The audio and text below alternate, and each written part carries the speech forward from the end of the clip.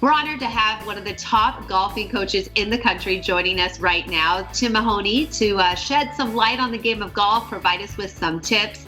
And Tim, your work speaks for itself, but we're still going to talk about it. However, first, just take me through how you developed your love for the game and your passion for teaching. You know, I come from a sport family. My father played basketball in college. My grandfather is a Hall of Fame basketball coach from Iowa.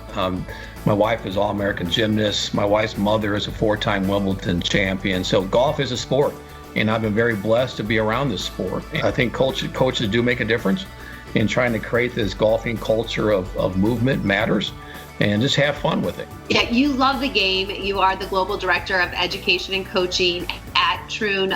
So how do you want people to perceive the game?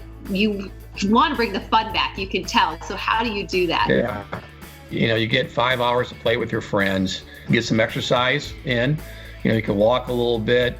There's some stretching involved, but it is a great game, and it's a game of a lifetime. Anybody can play the game. Our job as coaches, what can we do to get people playing more?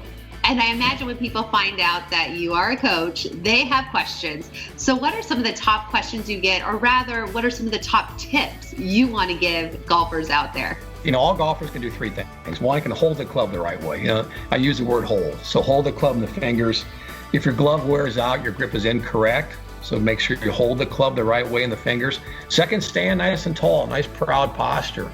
And you don't sit at your knees, you don't round your shoulders, you don't sit on the stool, a bar. You know, you always hear you sit in the bar stool. No, you stand tall and bend at the hips. And thirdly, hold your finish as long as you can. So again, hold your finish as long as you can, and hope that's a long time. That's a good shot.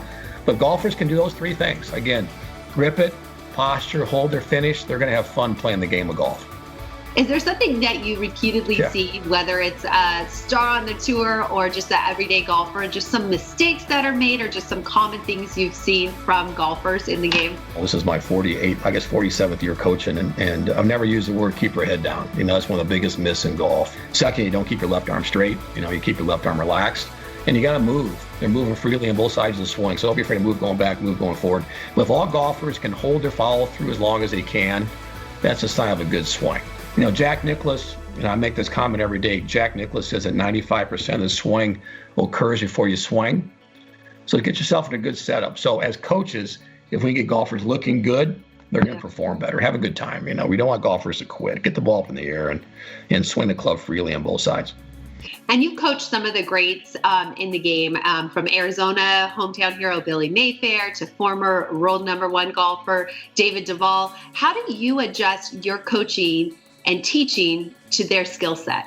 What I learned is the difference between an amateur and a professional. And I've had some great conversations about the golf swing with Tom Purtzer. Just make it simple. And sometimes as amateurs, they're working on, you know, I got to let the club cock going back. I got to stay center going back. I got to turn my shoulders 90 degrees, my hips 45 degrees, start my downswing with my hips. Well, you can't perform that way. So if I can make changes without the student being aware of it, then I've done a good job. So to answer your question, what I learned from the pros is to come up with a plan that I can kill several birds with one stone. If I can do that, I've had a good day. Troon has golf courses all over the world. What makes Troon North so unique, that must-see, that must-play course right here in our backyard? I'm always asked if I had to play one golf course in Arizona, it'd be at Troon North in the Monument course. I think that's a great piece of property. You know, you look at the 3rd hole, you know, the rocks out there, you know, and I tell the story all the time, is that when Weiss Golf was designing the golf course, there's this big rock in the middle of the fairway. And they said, let's get rid of that rock. Well, they start digging. All of a sudden, they can't find the bottom of the rock, and the rock is there. So that's, you know, that's to the test of time. But the golf course is always in great shape. The grounds crew up there. We got great playing conditions. If you think about it, I can remember every hole, and that's what's great about Troon North is the golfers can play it once, they'll never forget it. You're absolutely right. Tim, thank you so much for your time, sharing your tips and your love for the game with us. And if you would like more information on Troon, please head to their website.